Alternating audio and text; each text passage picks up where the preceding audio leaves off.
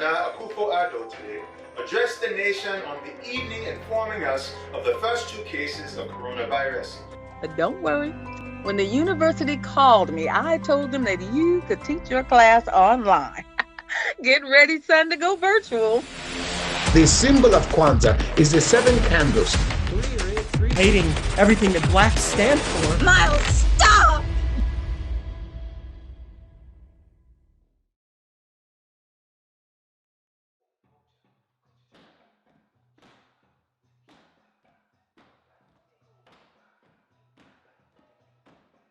Every problem we face, every challenge we encounter, we have it within ourselves to solve it.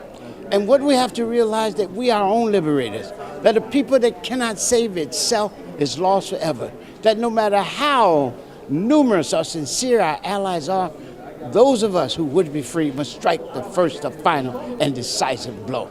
Take also that we have to support our institution of speaking truth for us, speaking truth to the people, speaking truth to the power, and speaking truth to the world. And we have to support that. And we also have to lay the basis for building a national campaign to sustain and preserve and strengthen every city in this country.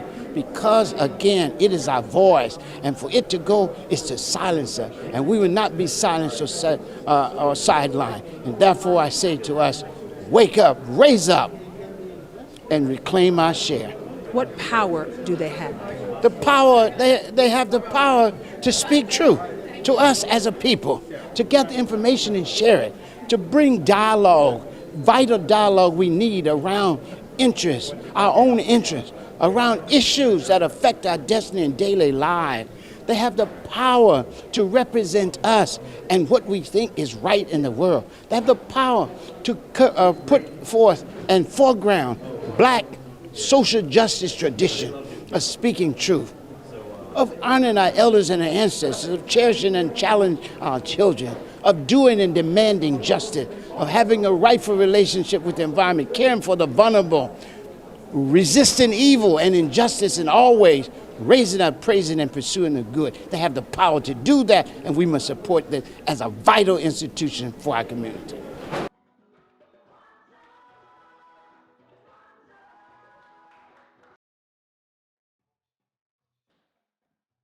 Celebrate Kwanzaa, celebrate ourselves. Kwanzaa is a celebration of family, community, and culture. It is to raise us up, to speak our special culture truth in a multicultural world, to demonstrate the best of what it means to be African and human by teaching fundamental values by which we understand ourselves and assert ourselves in the world and speak a beautiful truth to the world about ourselves.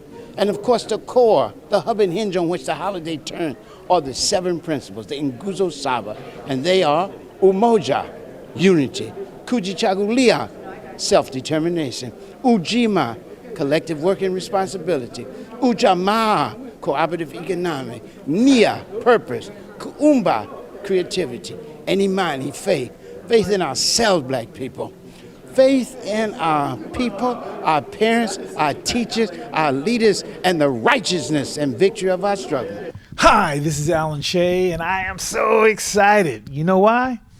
It's that time of year called Kwanzaa time, and I'm here with the incredible Marie Lemelle, and she's going to give us a little insight on the secret that she's working on, and she wants to share it with you viewers so you can come out and support her and really get a good understanding of what this project is all about. Okay. Thanks, Alan. It's always great to be on our society, to be able to share with you some wonderful things that are going on in our community.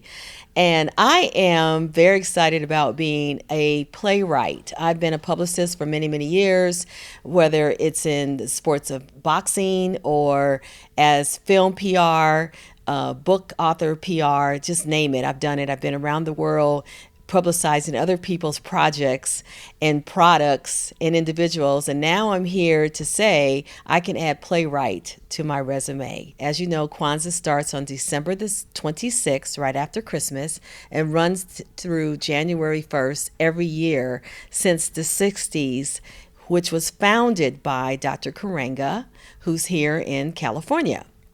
So I've been fortunate to be chosen by the Robey Theatre, which was co-founded by Ben Guillory and our award-winning actor Danny Glover back in 1994. They chosen this particular play that was co-written with Barbara Bullen. I conceptualized this and the lead writer on it. So I'm really, really excited to be able to talk about something that I think could be a great solution to all the issues that are going on around the world. When I think of Kwanzaa, it's like it's still relatively new to the Black community, especially when I talk to young people. And so why don't you give them a little insight how important Kwanzaa is and how did it really come about to be received here in America? Well, Dr. Karenga came up with this idea of a better way for us to have cultural understanding and to be able to be more harmonious as a community. So he came up with 7 principles that he feels will be a game changer when it comes to how we live our lives and how we deal with one another. And COVID has really shown us how much we don't have as far as unity and cooperation and faith and hope, because we found out that we don't have the support that we really need from our government, in the health realm, when it came to finances, getting loans from the banks. I mean, there's so many ways that we are treated in a disparate manner.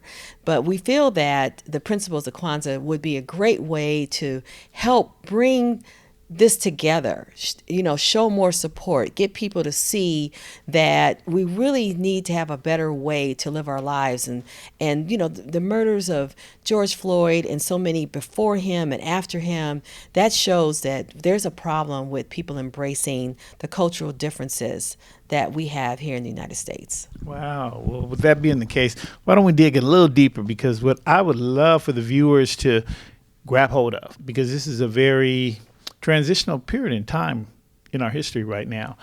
What I'd like to do is, first of all, why don't you give them somewhat of a overview of the play, the characters, the storyline, and then we can try and punch some of those 7 principles to see how we're going to be able to work those in. The story is about a African-American professor of American history who is in Ghana searching for his family roots, getting more information about Africa and Africans and our people. I mean, there's so many of us have never been to Africa. I've been fortunate to have traveled there many times, and it is a different world, but it feels like home all at the same time.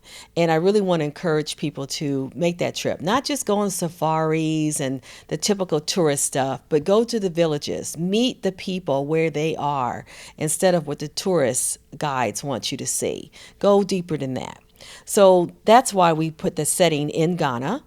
He hears about the COVID situation and just realizes that he has a class to teach, so he has to go virtual. So there are 9 other students in the class, and they have different backgrounds, from white to activists to Hispanic to Muslim. So just to show some diversity there and how they're learning more about not just American history, but the civil rights movement and about Kwanzaa, because all of that is part of history. History is man-made, and Kwanzaa was created by Dr. Karenga. So that the storyline is really teaching them, the students, more about something that they're not that familiar with and how they can incorporate it in their lives and hopefully change the way they look at each other, even though they have different backgrounds. Wow. And the interesting thing with Kwanzaa and the real implementation of it is that raising the awareness to younger people so they can make this really as well received as Christmas. Because if the story was truly told, who would ever imagine that Christmas centered around a guy with a red suit and had reindeers gliding across the sky? All of that was really a PR plug, in my opinion, that has now become a well received part of our community, our environment. We need the same thing for Kwanzaa, as well as I'm sure the Latino community. They have their traditions and culture. So why don't we start with giving some of the principles of what we must begin to practice as we move closer to Kwanzaa and thereafter. Right. Okay, so there are 7 principles, and mind you, the principles I'm going to tell you in English, but they all have Swahili names, and that will be shown a little later on in the program, so you can understand that, because Kwanzaa comes from the Swahili language, meaning fruits of the harvest. So the first one is unity, and that's why I decided to call it celebration of unity, because that's what we need more of. Self-determination is principle number 2. Number 3 is collective work and responsibility. Number 4 is cooperative economics. Number 5 is purpose. Number 6 is creativity. And the final is faith. And when you think about it, even just not knowing the full information about each principle of what that means, what does those words mean to you? And given that is how you should really think about how you approach people, how you work with people, how you deal with your own family, your workplace as well, just everyday life. And if we can pull all that together, we take the sense of being a unit, unify, take your faith and be cooperative. Things could be a whole lot better in this world. And we really, the whole purpose of this play is to figure out, can the principles of Kwanzaa be a guide to a better world? Wow. So why don't you remind all of those viewers out there the time, the place, and really, can we create this to be an annual event? Well, we're fortunate to know that the Robey Theater would like this to be yearly. It is virtual right now because of COVID, but hopefully by 2022 that will change and people can go to the theater, which is downtown LA, and see it in person. But right now it is virtual, and it will begin on December 26th through January 1st, robeytheatrecompany.org. There is a link that will be available for those, I think, after December the 1st. And we certainly hope that you'll tune in. Just know that there is some strong language. There are some, intense conversations. But this is to wake you up. This is to really let it hit home how Kwanzaa can really be a positive part of your life. So we're very excited about this and really, really hope that you will support Kwanzaa, a celebration of unity, produced and presented by the Robey Theatre Company. It was named after Paul Robertson, Robey Theatre, just so you know, and he's someone also we should know as a historic figure. And you can reach me at Platinum Star PR on Instagram. I'm also on Facebook under Marie Lemelle, Lemelle. And my website is platinumstarpr.com. Thanks again, Alan. Well, you are certainly welcome, and I'm so glad and proud that you've moved into the playwright, and so that means she's going to be a full all-around PR person to really enjoy, both from behind the scenes to being in front of the camera to being with the ones who create the thought process. All of that is just unbelievable. And I'm just glad to see that we have someone next to us who's contributing like that. Happy holidays, everyone. I wanted to take a moment to send my warmest wishes to everyone celebrating Kwanzaa. Like so many other holidays, we will be celebrating Kwanzaa a little differently this season in our home. We'll be doing it over Zoom. You know, my sister and I, we grew up celebrating Kwanzaa. Every year, our family and our extended family, we would gather around across multiple generations, and we'd tell stories. The kids would sit on the carpet, and the elders would sit in chairs, and we would light the candles, and of course, afterwards, have a beautiful meal. And of course, there was always the discussion of the 7 principles. And my favorite, I have to tell you, was always the one about self-determination, kujichagulia. And, essentially it's about be and do. Be the person you want to be and do the things you want to do and do the things that need to be done. It's about not letting anyone write our future for us, but instead going out and writing it for ourselves. And that principle motivates me today as we seek to confront the challenges facing our country and to build a brighter future for all Americans. So to everyone who is celebrating, happy Kwanzaa from our family to yours. I'm amongst two of the cast members from the 2021 great production at Robey Theatre in the heart of Los Angeles, performing the Kwanzaa play. Is that what it is? Kwanzaa, a celebration of unity. Kwanzaa, celebration of unity. And I have two of the cast members here, and I'm going to let them introduce themselves so that they can make sure that you know who they are.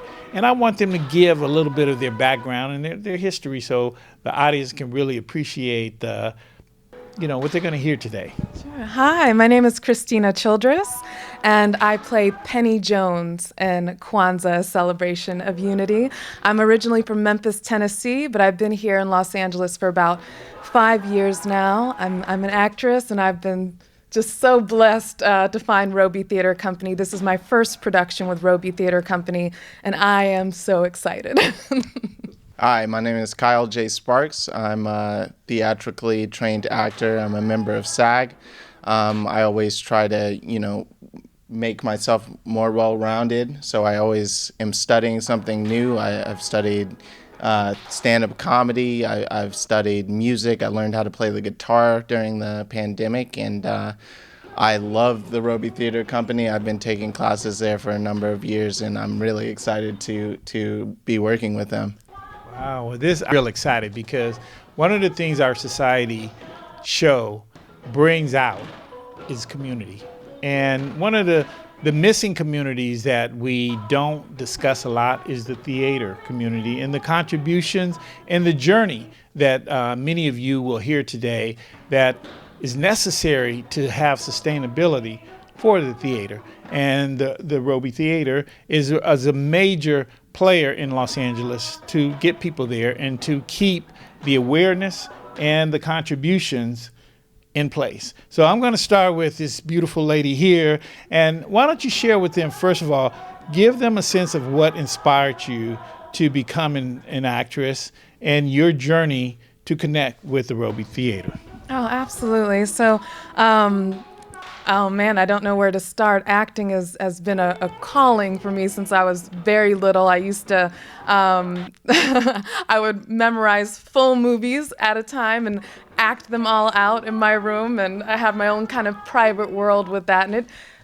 film and television opened my world. I remember when I first saw Lynn Whitfield in the Josephine Baker story. That changed my life. It changed my life. I just to see that amazing story and to see someone like me on the screen, it just opened my world up. And in Memphis, Tennessee, I attended an all-girls private school that was predominantly white, and that was very difficult. We had there were some hard things that I went through at that school, but my parents wanted the best education for me. But I had experiences where I would go to sit with other children and they'd get up and move, and having to learn what racism was at such a young age and to experience that. I think that film and television, the stories that I saw when I was little, it opened my world up. It made me feel not alone in an environment where at school sometimes I felt very alone. So I'm extremely passionate about being an artist. I think it's a way to connect people. When people are closed-minded, it can open their world up, and I believe we can really transform people's hearts with art. And I think it's a strong activism, and that's why I'm here with Robey Theatre Company. I told Mr. Guillory, I became a part of this production through their open audition calls, and I told Mr. Guillory, I'm looking for community, and I had no idea how quickly I would become a part of a community, so I feel very blessed to be a part of this one. And speaking of community, why don't you just shed a little light on the community evolution that has taken place with you and your character with the play? Sure. So my character is Penny Jones. She's very much into civil rights and into Kwanzaa and wants to learn more. And so she's a part of this class and this community. And what's really interesting is you see all these different characters, many different backgrounds coming together. So some people have different intentions than others in the play. I'm not going to give anything away, no spoilers. But the evolution in all these characters of different backgrounds, learning about each other and learning the principles of Kwanzaa and more about Black history.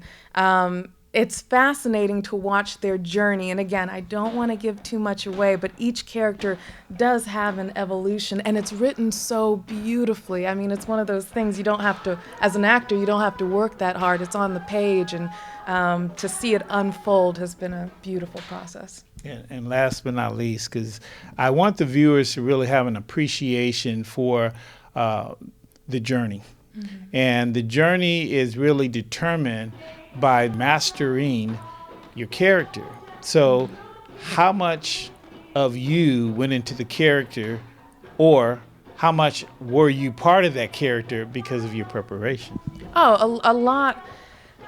I very much feel that Penny is a part of me. she's a strong part of me. I mean, I had similar experiences in college, and had a very rough college experience, actually. Somebody wrote the N-word on my door at college. Mm-hmm. And I had to get the campus involved. I had to do a lot of grassroots work on the campus to spread awareness and to let them know that this is not okay. It will not be tolerated. We have to talk about it. We will not sweep it under the rug. And so I had to find that voice for myself. My college was predominantly white as well. And so I wrote a big article in our college paper. I ended up writing a play because of that experience. And so Penny, Penny is in me. She's very passionate. She knows her history. She's an activist. She wants to work with civil rights organization.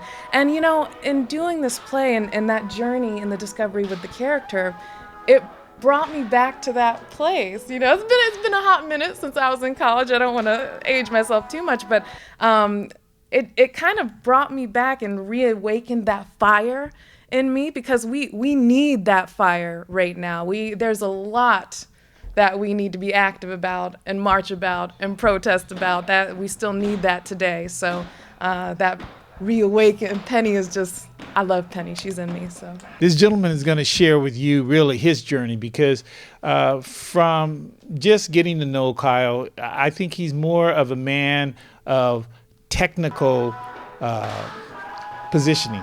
Is that a good way to phrase it? If that's what you see, then that's what it is. Well, why don't you share with the viewers really a little bit of your history, and how did you become attracted, committed, and then to find the pathway to be where you are today? Well, the pathway, we all went through the same thing, and we saw what happened with the pandemic. So for most of us, whatever path we thought we were on, a giant obstacle was thrown down in our path. So we had to find an alternate route. And as far as the theater is concerned, theaters were shut down, and we all needed to find a new way to be artists and to entertain people. And for the most part, Zoom has been the key to utilizing, or the key tool that we've utilized in order to entertain people. And the interesting thing about this play is a number of the scenes take place on Zoom. So it's the play was written with Zoom in mind, and so it's a very entertaining play to watch via Zoom, because that is the actual location of the storyline. And so I have been watching all of the Robey Theater's plays on Zoom, so I was rearing to go when I got the email telling me that I would have a part in the next production. So I jumped into it, met all the other actors via Zoom. This is my first time meeting Christina or any of the other cast members. So it was different, but I embraced the change, and I think we all did, and we embraced the opportunity and the obstacles, and we just really had fun with it, and I hope the audience has fun with it as well. Where do you see yourself in 10, 20 years from now? Oh, wow. My hopes, I think that art has an amazing way of opening people up, of connecting people, and we need connection more than anything right now. We are so divided, and the problem is people are not educated. They're not educated about Black history, American. It's all one history. It's our history, but so much of Black history is not told. There's so many stories that need to be told, and we have to be educated as artists. And my dream as an artist, and I feel empowered in that we get to do this, right, with Robey Theatre Company and Kwanzaa, celebration of unity. My dream is to inspire people to connect, to have difficult conversations, for that to light a fire in them to where they will take action. We have to take action. So, and I think that activism is different for everybody. Maybe you're a writer, you're an artist, there are lots of different ways to show your activism. And I think that art at its best uplifts us and helps us to share that in our community and to be active. And I hope one day to just be a part of more productions like this that share those stories that need to be told. That's my dream in life and my purpose here.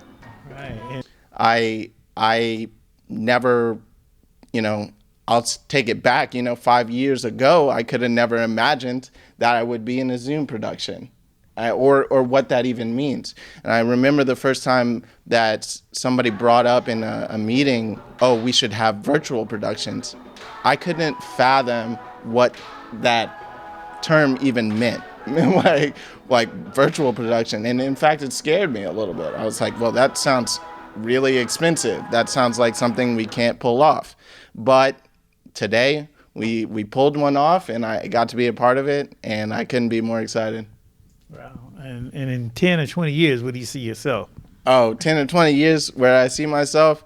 I see myself being like my mentors. That'd be Ben Guillory and Danny Glover, who started this theater company. I hope to have a career like theirs and to be able to give back in the way that they are giving back, and to continue to be a part of, of the artistic process.